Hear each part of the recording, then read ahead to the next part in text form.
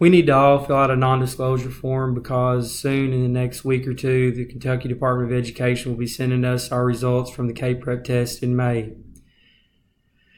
If you go to this blog spot page, at the top you'll see NCES assessment and accountability.blogspot.com. That is what you need to go to.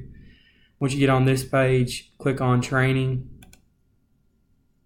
Then at the top, click on NDA for non-disclosure form. Now you see that at the top it says non-disclosure. There's about 5 or 6 questions that'll come up on this page asking you to fill them out. Once you've answered all 5 or 6 questions, your non-disclosure form will be done.